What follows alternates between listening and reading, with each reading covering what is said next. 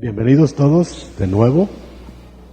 Padre que estás en gloria, te pedimos que tú nos socorras, nos ayudes, que tu presencia sea real en medio nuestro y que responda a las peticiones de cada necesidad, de cada peticionario, cada hijo tuyo, en la fe de Jesucristo. Lo pedimos por el nombre de Él, en el nombre de Jesús. Amén y amén. Gloria a Dios. Vamos a abrir la escritura en el capítulo 1 de Hebreos. Voy a leer los primeros 4 versos, porque vamos a hablar de las distintas presentaciones del Hijo de Dios. Distintas presentaciones del Hijo de Dios. En los tiempos anteriores, capítulo 1 de Hebreos, verso 1. En los tiempos anteriores habló a los padres en muchas ocasiones y de muchas formas.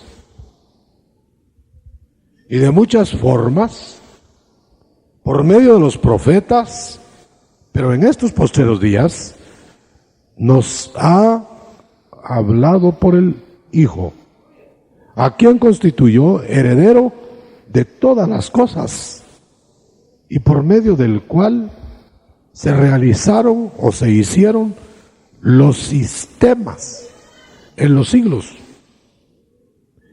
Él es imagen radiante de la gloria del Padre. Es una clonificación del ser divino, o sea, una copia viva del ser divino. Él sustenta el universo con su palabra poderosa. Y después de haber realizado la expiación de los pecados, está sentado a la diestra del Padre en la majestad de los cielos. Amén y amén. Pueden sentarse. Bueno, yo quisiera que viéramos en esta introducción muy profunda las distintas salidas del Hijo de Dios a la tierra. Hay un versículo en Juan capítulo 16, verso 28. Juan 16, 28. Ahí dice que Cristo, o que Jesús, el Verbo, va a irse otra vez de la tierra. Padre, voy a ti, voy a salir otra vez de la tierra. Pero según estábamos, usted puede ver ahí que ese versículo lo está diciendo cuando había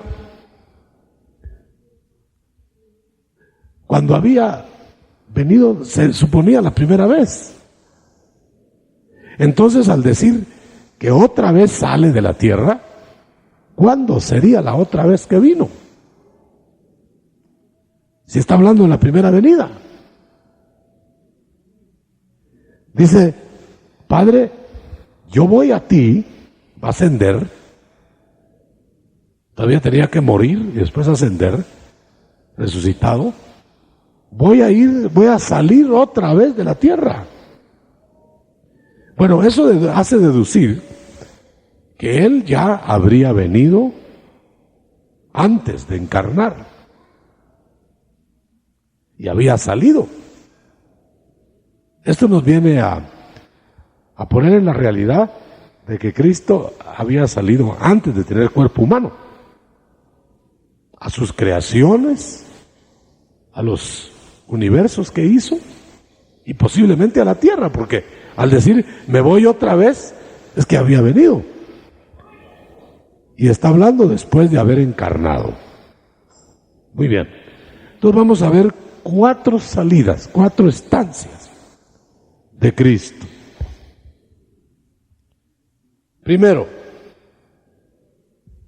Él salió indudablemente cuando hizo los universos, los mundos, salió a hacerlos. Porque dice que Dios los hizo por medio del Hijo. Ahí tenemos ya una salida. Ahora, yo le diría, ¿cuántos mundos haría? ¿Hizo universos? Dice que los universos las galaxias tienen millones de planetas semejantes a la Tierra. Entonces, ¿cuánto tardaría en esas salidas? O sea, es que el primer enfoque que estamos haciendo es el Verbo en sus creaciones. No tenía cuerpo humano, porque el cuerpo humano se hizo en el vientre de María. Y aquí está hablando de haber venido antes. Entonces, posiblemente esas visitas anteriores a la encarnación, no solamente se trataba de crear universos, sino de visitarlos, porque dice que Él los sostiene, Él los sustenta, Él los mantiene. Entonces seguramente estaba visitándolos. Si fíjese que se ha ocupado de la tierra, no se va a ocupar del resto. Bueno, esa es la primera. Pero veamos una segunda posición en la lectura que tuvimos. Luego dice, ahora nos ha venido a hablar, después de aquellas visitas a la tierra, nos ha venido a hablar Dios por medio del Hijo. Entonces quiere decir que la voz del Hijo es como la voz del Padre. Sí, por eso es que Él dijo, el que me ve a mí es como que viera al Padre. Y por eso dijo Él, yo hablo lo que el Padre dice. Bueno, veamos otro detalle. Como Él está hablando en la tierra por medio del Hijo, yo quisiera preguntarle a usted. Él vino, se dirigió a la tierra, pero antes había venido un sacerdote, antes de que Cristo viniera, un sacerdote que no tenía ni principio de días ni fin de días, que no iba a irse de la tierra muriendo, que no había nacido así como nacemos todos. Estoy hablando de Melquisedec. Melquisedec vino, no sé cuánto tiempo estuvo en la tierra, probablemente un tiempo largo, porque era rey y era sacerdote del Dios Altísimo. Y de una vez lo dice, sin padre, ni madre, ni fin de días. ¿Quién sería? Bueno, lo tremendo, hermano, es que este sacerdote, Melquisedec, es del orden del sacerdocio de Cristo. El orden de Melquisedec. Entonces, si él vino a gobernar una ciudad de la tierra, ¿con qué cuerpo? Porque ese debe haber sido un rey que comía con ellos y tenía su palacio y tenía todo lo que tienen los reyes. Además era sacerdote. Y fíjese, hermano y amigo, esta noche, que era un sacerdote que daba santa cena. Y cuando encontró a Abraham, que venía de guerrear y de liberar a su familia, a la familia de Lot, le dio pan y vino. Santa Cena. Y lo bendijo. Y Abraham le dio sus diezmos. ¿Quién sería? Porque los diezmos se los daban exclusivamente a los sacerdotes arónicos. Dijo Dios que los sacerdotes arónicos se iban a sostener con los diezmos del pueblo. ¿Por qué Abraham le dio diezmos a uno que no era sacerdote de la nueva realidad de la tierra? Todavía no había sacerdocio arónico, inclusive. Entonces le fue a dar los diezmos a que lo bendijera porque era más grande que él. ¿Quién sería? Y fíjense que cuando se encontraron los dos y tomaron Santa Cena, dice más adelante que Abraham conoció el día de Cristo. Yo no encuentro ningún otro relato que sea más claro de que ahí, en esa ocasión que comieron juntos, conoció el día de Cristo. Ahora, claro, no estaba en cuerpo humano, Melquisedec, como el cuerpo nuestro. Ha de haber sido de otra manera. ¿Por qué puedo asegurar eso? Porque quien que nace con cuerpo humano no tiene padre y madre, y quien que nace aquí en la tierra no tiene fin de días. Y ahí lo dice que Melquisedec ni tenía padre ni madre, ni tenía fin de días. Y es más, dice que no conoció pecado. O sea, no se habla de él. Usted sabe que los sacerdotes o los sumos sacerdotes de antes tenían que ofrecer sacrificio por ellos y luego por el pueblo. Melquisedec no lo hacía. ¿Sería que no tenía pecado? Yo se lo dejo a usted, porque mire, de todas maneras, yo quiero que veamos, para que entremos más en confianza, porque lo veo mero serio. Dice en el capítulo 7 de Hebreos, dice en el verso 3, sin padre, sin madre, sin genealogía, sin comienzo y sin término de su existencia, asimilado al Hijo de Dios, permanece sacerdote por siempre. Bueno, si lo tomamos así, como no se murió, Melquisedec todavía es sacerdote. Todavía. Ahora, ¿dónde estará? Sería, en vez de una figura, sería una presentación del Cristo antes de tener carne humana.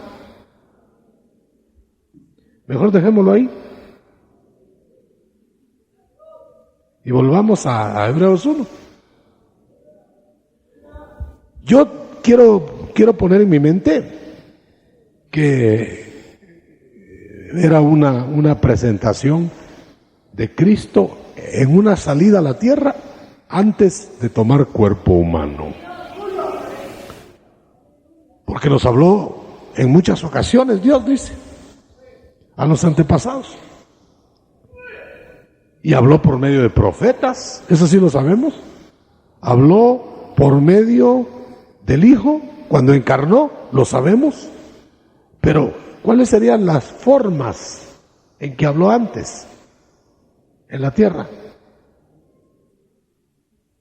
Cuando Cristo resucitó, nosotros tenemos el ejemplo de que el Señor resucitado tomaba muchas formas.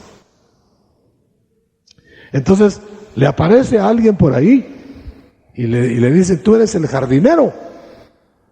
O sea que iba como jardinero del cementerio. Le aparece a otros y le dice, tú eres caminante. ¿Quién eres tú que no sabes nada de aquí de la tierra? Se presentó como un caminante y era Jesús. Se les presentó a otros y le dijeron, fantasma, espíritu. Y les dijo, no, pálpenme, soy yo.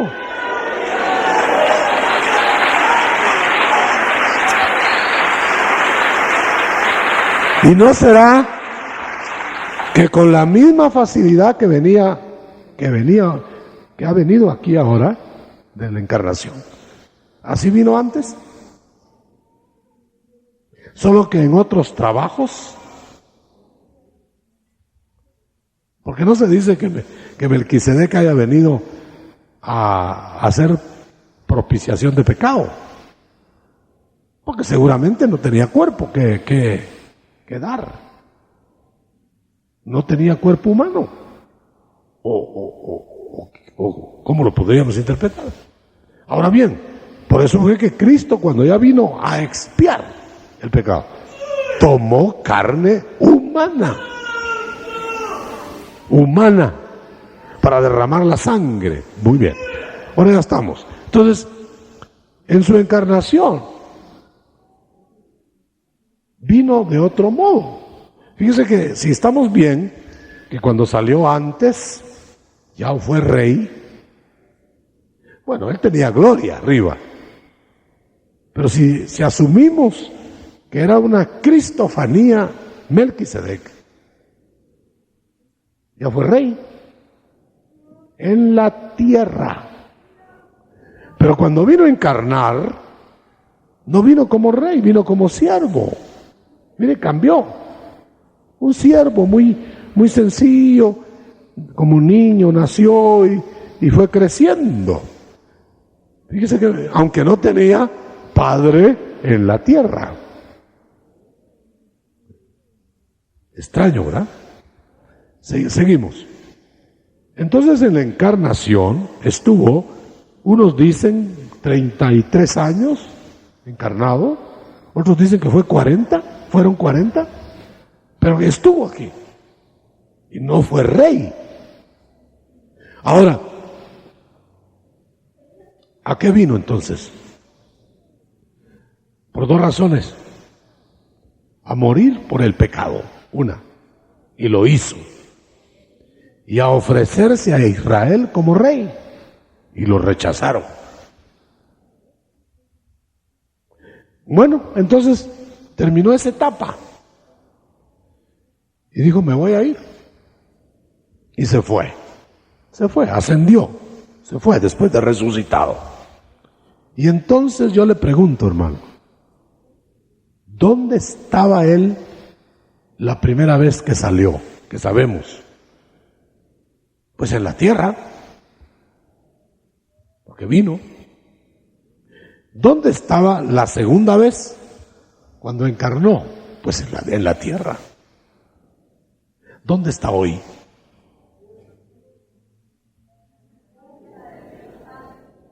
¿Dónde está hoy? Ya tiene 2000 años de estar a la diestra del Padre.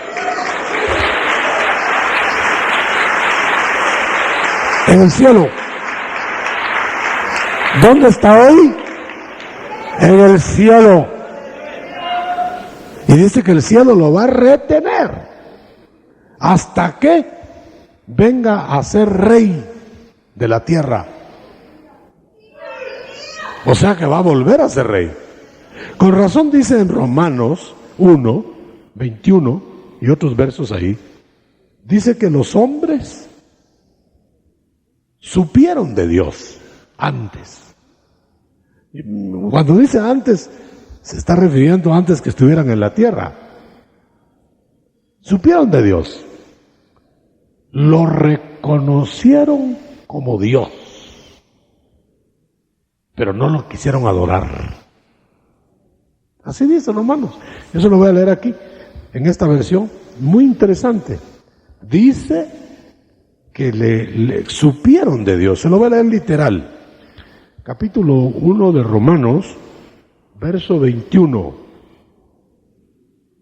El hombre es inexcusable, dice, porque sabiendo, tras saber, dice, y reconocer a Dios, no lo glorificó como a Dios. Entonces quiere decir que todo el mundo, toda la gente conoció a Dios y lo reconoció. ¿Cuál sería el pecado? El pecado fue, el primer pecado en este caso fue que sabiendo que era Dios adorable, se negaron a adorarlo. ¿Y sabe qué fue lo peor? Ojalá que solo se hubieran negado a adorarlo. Entonces se fabricaron imágenes de criaturas. Pero lo peor, hermano, es una afrenta a Dios. Lo peor es que se fabricaron imágenes de cuadrúpedos, dice, y los adoraron. Todavía en el tiempo presente, hermano, adoran vacas, cocodrilo. Yo no me le acercaría a un cocodrilo ni para decirle buenos días. Y ellos lo adoran. Adoran al buey Apis. Adoran imágenes talladas de seres humanos, de criaturas humanas. Y Dios, entonces, por esa razón, los abandonó. Dice, lo dice en el verso 23, voy a leerlo. Debido a que no le glorificaron como a Dios, sabiendo que era Dios, y trocaron, verso 23, la gloria del Dios inmortal por imágenes, hasta de pájaros, dice, cuadrúpedos, reptiles. ¿Adoraría usted a culebra? Ahí dice que adoraron reptiles. Y por esto, dice el verso 24, Romanos 1:24, por esto Dios los entregó a la impureza de su mente, para que deshonraran sus propios cuerpos, por haber ellos trocado al Dios verdad por la mentira. Ese es el pecado de la humanidad. Idolatrarse a sí mismos o hacer idolatría hasta de animales, pero no adorar a Dios. Es como una rebelión, como una oposición. No, a Dios no lo adoro. Mejor adoro una tortuga. Mejor adoro una piedra. Yo me recuerdo que una vez un profesor en la universidad decía a los alumnos, parece que él era ateo, se llevaba de ser ateo. Y decía, yo no puedo adorar a un Dios que no veo, decía. Y todos los muchachos estaban. Y yo en cuenta. Y decía, yo prefiero adorar a mi madre, que la veo. O aunque sea una piedra que veo, dijo. Mire cómo sería de sabio. Y no adorar lo que no entiendo, ni conozco, ni sé que hay. Y todos decían, sí. Y el que iba a ser el hermano Otto también decía, sí.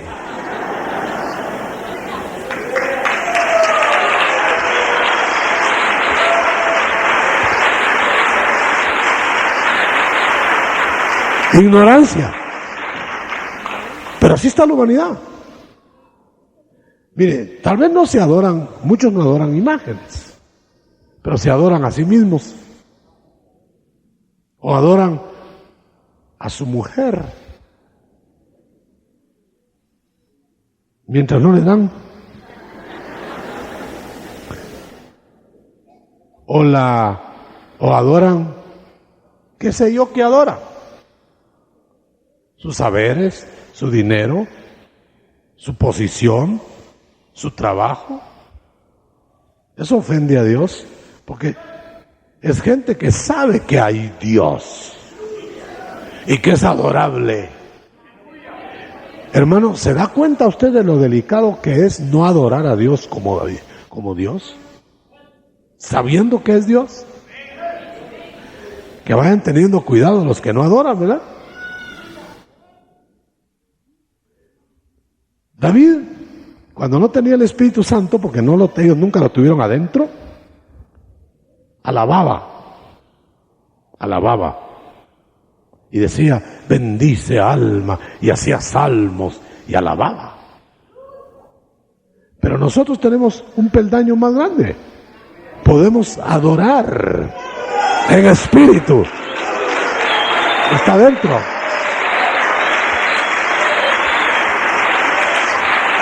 Si David hacía con el auxilio del Espíritu Santo afuera, adoraba. ¿Cómo no vamos a hacerlo nosotros con el Espíritu Santo adentro? Adentro. Así que es una prerrogativa del Espíritu adorar y una del alma alabar. No se puede lo uno sin lo otro, creo yo. No siempre que se está alabando se está adorando, pero siempre que se está adorando se está alabando, porque entra el alma. Bueno, lo dejamos a Cristo sentado a la diestra del Padre, en el cielo, hasta que regrese, ¿verdad? Ahora le digo una cosa interesante. Él está sentado, pero fíjese usted que los sacerdotes nunca se sentaban. En el lugar santísimo no había poltrona para los sacerdotes. Los sacerdotes se pasaban oficiando. Antes era una lanzadera, yo me hubiera cansado mucho. Otra vez de regreso. Fíjese, y nunca se sentaban. Porque después salían, así, después de estar vuelta y vuelta, salían y bendecían al pueblo. Pero este sumo sacerdote se sentó, no en el lugar santísimo de la tierra, a la diestra del Padre, sentado. Ahora,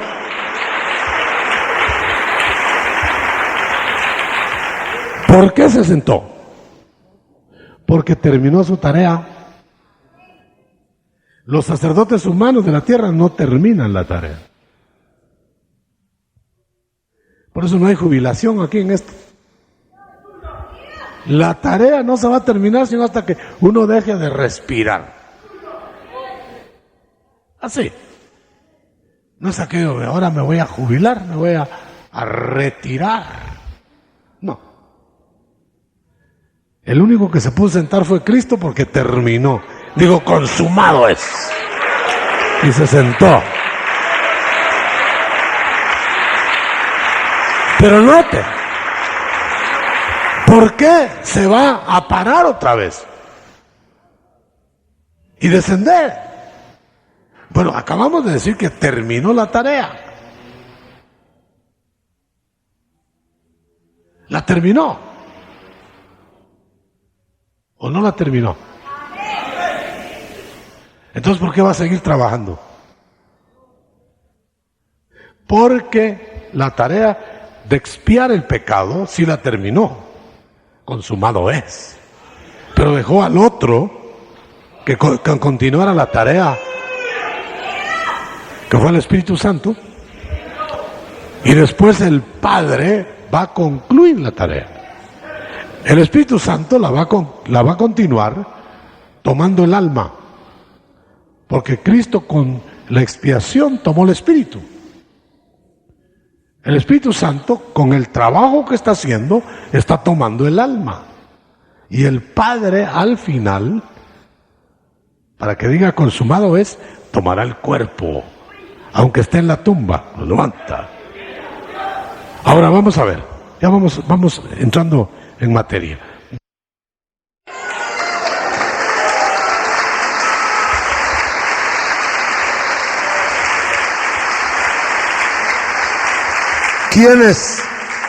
¿Quiénes nosotros?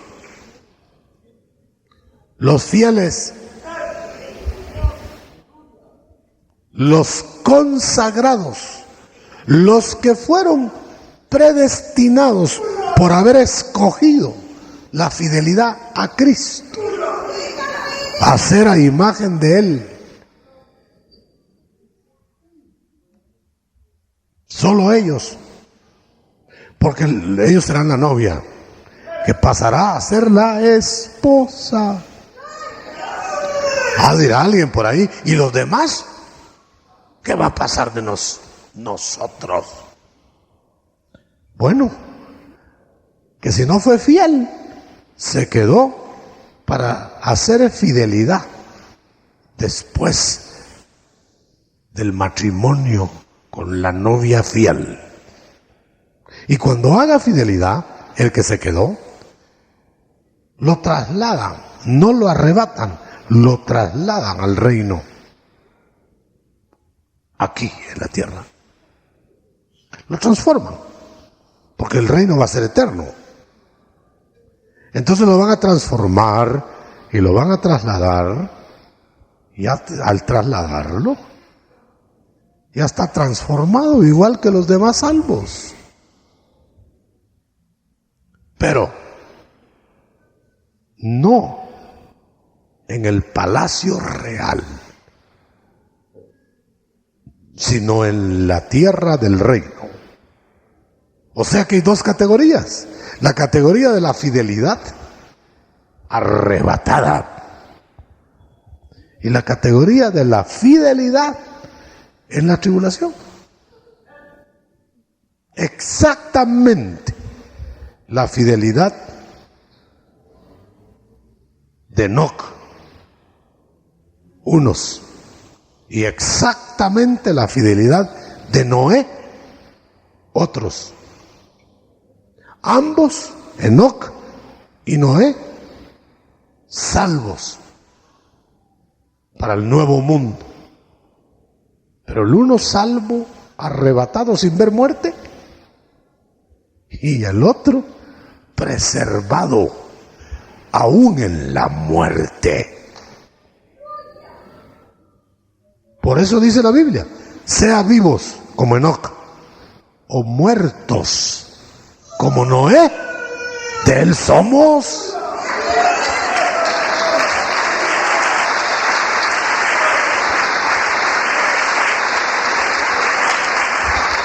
Pero ¿le gustaría a usted irse como Enoc sin pasar por la verbena? ¿Le gustaría a usted? ¿O le da lo mismo? Yo digo que no da lo mismo, hermano. Yo prefiero irme como Enoc. Y usted también. Démosle un aplauso al Señor.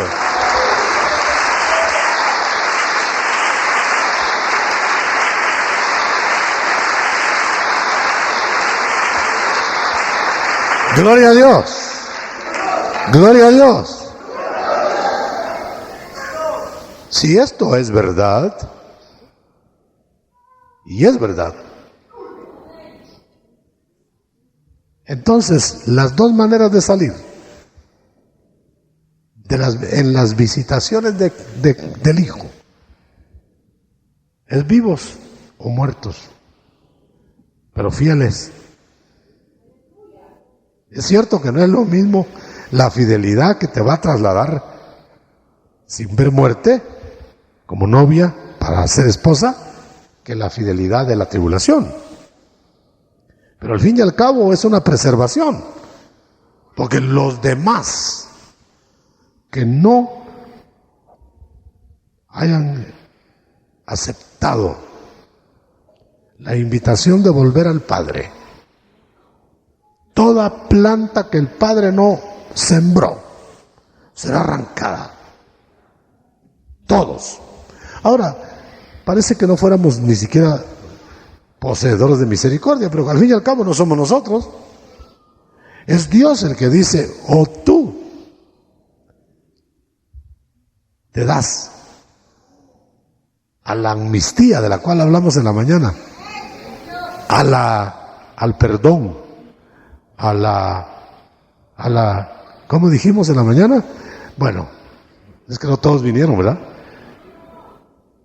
Indulto.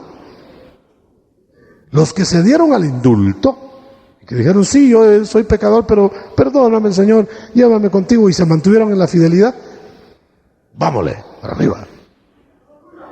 Por eso digo el Señor, muchos no verán muerte. Y a otros les dijo, se les quedó viendo, y les dijo, ustedes sí se van a morir, pero yo los voy a resucitar en el día postero. Y a otros les dijo, ustedes como no creen que yo soy, en sus pecados perecerán para siempre. 3 estados. ¿Cuál de los 3 vas a tomar? Los 3, 2 son en Cristo y 1 fuera de Cristo. Los 2 en Cristo es fidelidad para esposa, fidelidad como primicias de Dios, y la tercera es apostatar de la fe, devolver la fe que Dios te dio. Y estos últimos no tendrán esperanza. Por eso dice, vosotros no os aflijáis como los demás que no tienen esperanza. Levanten la mano todos los que tienen esperanza.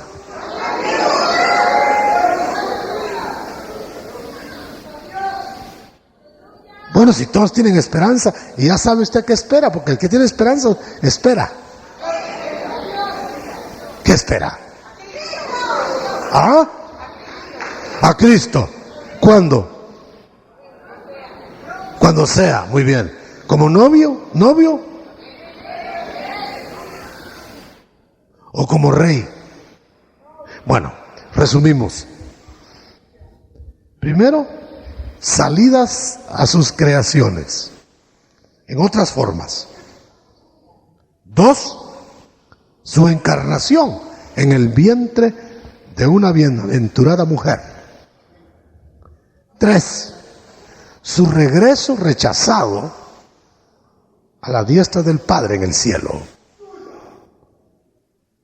4, su regreso primero por la novia y después para ser rey sobre todo lo creado.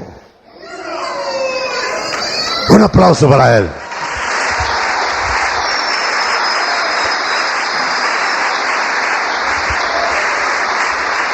Aleluya.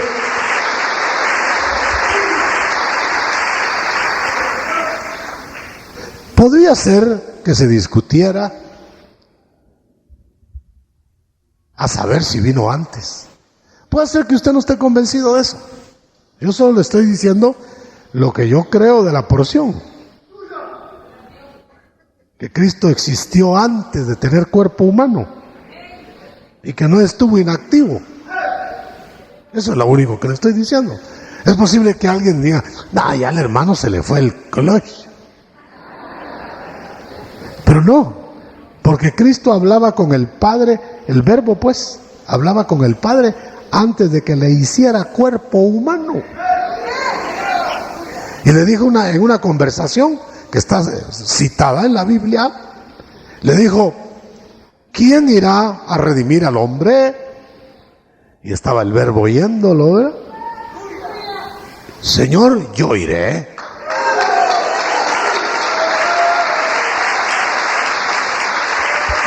Está conversando.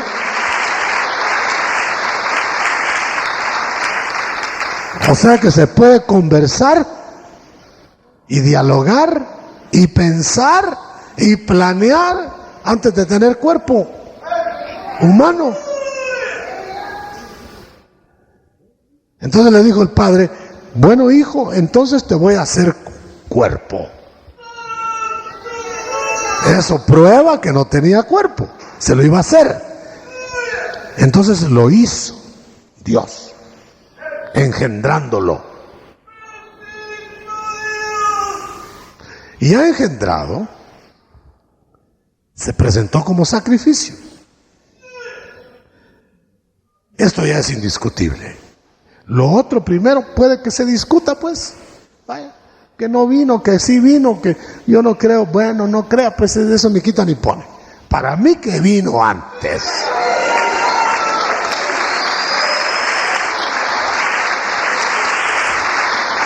Pero lo que no se discute es que estuvo viviendo aquí y murió y resucitó.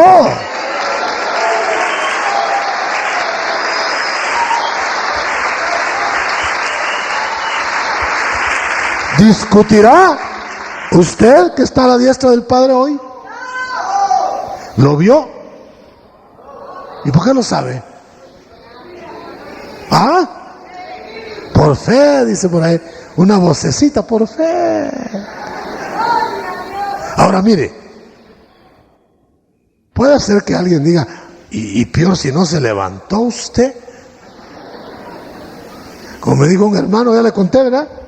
Trae un recorte periódico. Mire, dice que encontraron el cadáver de Cristo en Jerusalén. Sería el de la tatarabuela del que lo encontró, le dije. Porque el de Cristo no está allí. Él está a la diestra del Padre.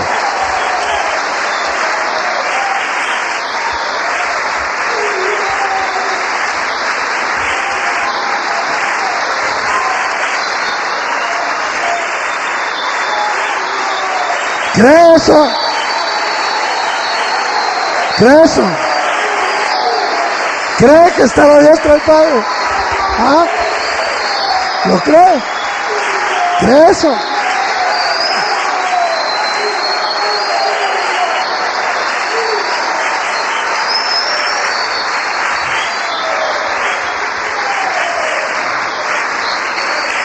Y porque Él vive, nosotros también viviremos.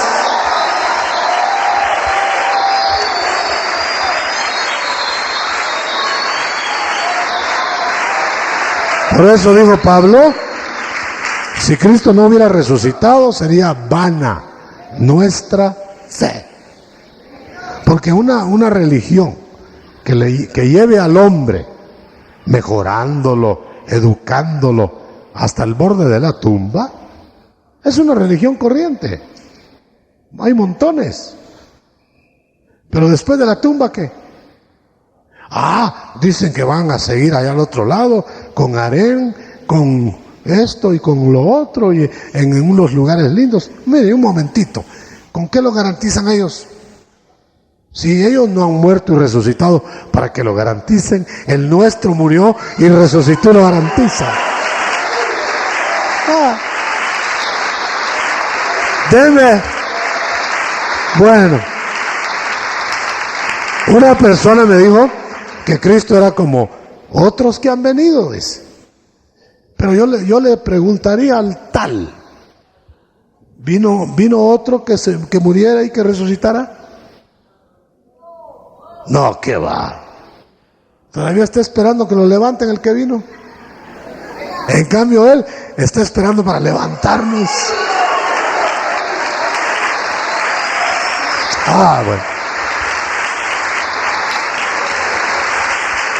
Entonces nuestra fe nos lleva a tener una vida de ultratumba.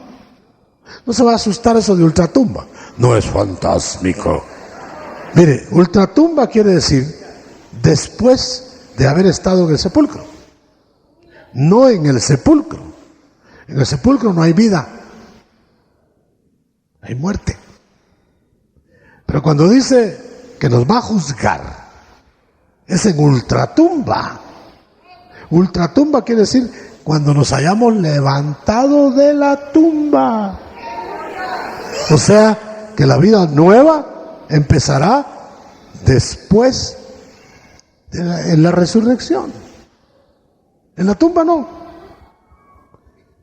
Fíjese que si va a empezar en la resurrección, usted ve que, por ejemplo, antes de que Cristo resucitara, así como es la resurrección para vida eterna, habían resucitado otros. Pero yo no le llamaría ni resurrección, yo le llamaría a esos que resucitaron como Lázaro, el hijo de la viuda de Naín, etc. Yo le llamaría volvieron a vivir. Porque se levantaron con la misma vida que tenían antes, en el sentido físico. Es decir, Lázaro se le reintegraron sus tejidos, volvió a tener vida, pero él no dice que tuviera vida eterna. Él se levantó para volver a morir. El hijo de la viuda de Naín no se lo llevaron al cielo al resucitar, se lo entregaron a su mamá y que siguiera manteniendo a su mamá. Ahora bien, la vida que viene, que nos da Cristo en el Evangelio, no es volver a vivir, hermano. Es entrar en una nueva vida.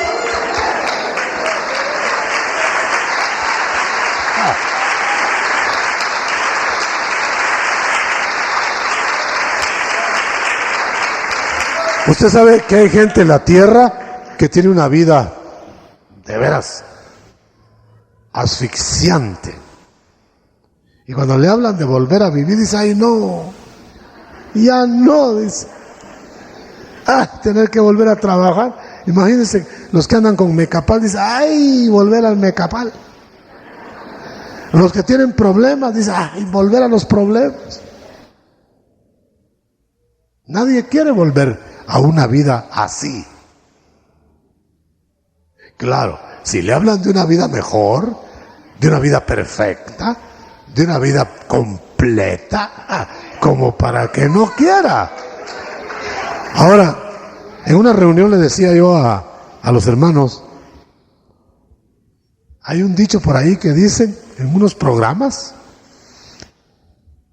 ojalá que pase usted a mejor vida. No le están deseando la muerte, dice, que pase a mejor vida en vida. Que mejore su vida, le quieren decir, pero dice, porque de otro modo no tendría lugar, no tendría caso, dice. Para él no tendrá caso, pero volver a la vida después de esta sí tiene caso para nosotros.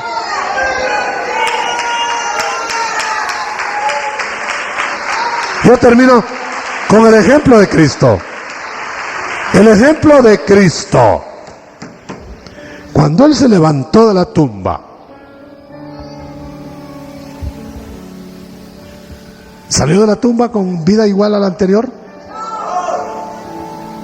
¿No? ¿Era el mismo? Era el mismo. A ver a otro.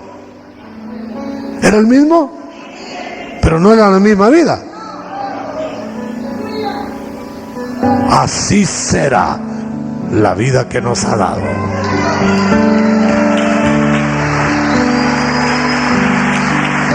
Nunca más será la misma. Aleluya. ¿Está usted seguro de eso?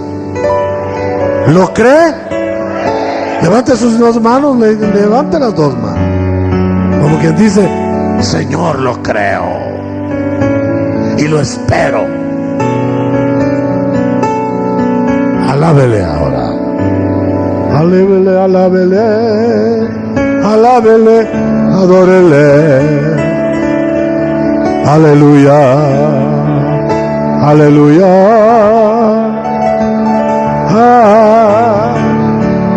Gloria a Dios, gloria a Dios, gloria a Dios, gloria a Dios.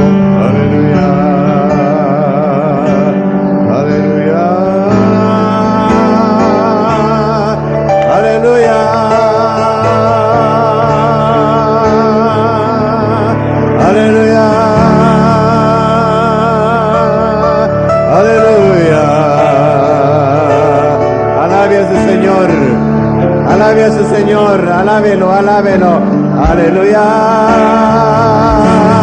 Murió y resucitó, y eso nos garantiza que hay una vida eterna, aleluya. No se quedó en la tumba, al tercer día se levantó.